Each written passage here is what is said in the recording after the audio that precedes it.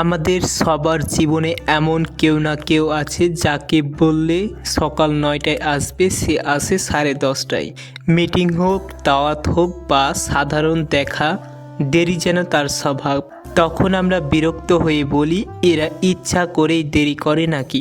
আজকের ভিডিওতে আমরা সহজ ভাষায় বুঝবো কিছু মানুষ কেন সবচেয়ে বেশি দেরি করে, এর পেছনে মানসিক আর বাস্তব কারণগুলো।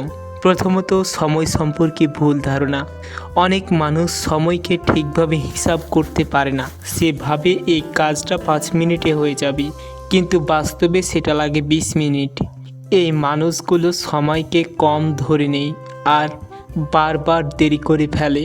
এটা অলসতা নয়, এটা সময় অনুমান করতে না পারার সমস্যা। কিছু মানুষ আছে যারা চাপ না পড়া পর্যন্ত কাজ শুরু করে না। তাদের মাথায় থাকে এখনও তো সময় আছে। এই এখনও সময় আছে ভাবনাটাই তাদের সবচেয়ে বড় শত্রু। শেষ মুহূর্তে সব গুছাতে গিয়ে স্বাভাবিকভাবেই দেরি হয়ে যায়।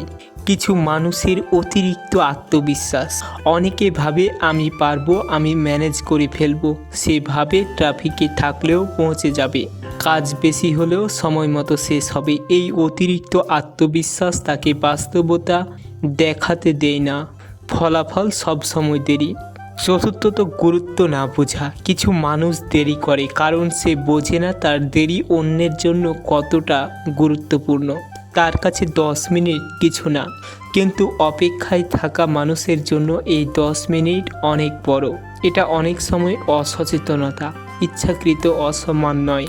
অনেকে দেরির পেছনে থাকে অগোছালো রুটিন, জিনিস খুঁজে পাওয়া যায় না, কি আগে করবে বোঝে না, সিদ্ধান্ত নিতে দেরি হয়। এই মানসিক বিশৃঙ্খলা বাইরের সময় ব্যবস্থাপনাতেও প্রভাব ফেলে।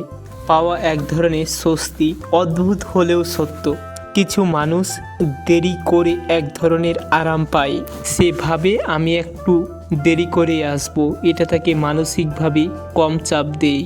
কিন্তু সে বুঝতে পারে না এই অভ্যাসটা ধীরে ধীরে তার বিশ্বাসযোগ্যতা নষ্ট করে দেয়। অনেকের ছোটবেলার অভ্যাস। অনেকে ছোটবেলা থেকে দেরি করে এসেছে, স্কুলে, কোচিংয়ে, বাসায়। কেউ কখনো কঠোরভাবে থামায়নি। এই অভ্যাসটাই বড় হয়ে তার স্বাভাবিক আচরণ হয়ে যায়। অভ্যাস বদলানো কঠিন কিন্তু অসম্ভব নয়। তাহলে দেরি করার মানে কি? সব দেরি করা মানুষ অসভ্য নয়, সব দেরি করা মানুষ অলসও নয়, কিন্তু নিয়মিত দেরি একটা বার্তা দেয়। সে বার্তা হলো, তোমার সময় আমার সময়ের মতো গুরুত্বপূর্ণ না। এই বার্তাটা অনেক সময় অজান্তেই চলে যায়। তাহলে এর সমাধান কি হতে পারে? যদি তুমি নিজে দেরি করো, নিজের সময় হিসাব বাড়িয়ে ধরো। বের হওয়ার সময় আগে 15 মিনিট যোগ করো, গুরুত্বপূর্ণ কাজ আগে শেষ করো। আর যদি আশেপাশের কেউ সব সময় দেরি করে, পরিষ্কারভাবে বলো এটা তোমাকে কষ্ট দেয়। সীমা নির্ধারণ করো, নিজের সময়ের মূল্য দিতে শিখো। কিছু মানুষ দেরি করে কারণ সে সময় বোঝে না, কারণ তার অভ্যাস আছে, কারণ সে বাস্তবতা ঠিকভাবে হিসাব করে না। কিন্তু সময় একবার চলে গেলে সে আর ফিরে আসে না। নিজের সময়ের যেমন দাম আছে, অন্যের সময়েরও ঠিক তেমনই দাম আছে। এই ভিডিওটা যদি আপনার বাস্তব মনে হয় তাহলে অবশ্যই একটা লাইক দিন আর কমেন্টে লিখে জানান আপনার মতামত। এমন আরও বাস্তব মানুষতাত্ত্বিক আর সচেতনমূলক ভিডিও পেতে মিডিয়া সার্চ ইউটিউব চ্যানেলটি এখনই সাবস্ক্রাইব করুন। আবার দেখা হবে পরের ভিডিওতে, ততক্ষণ নিজের যত্ন নিন। ধন্যবাদ।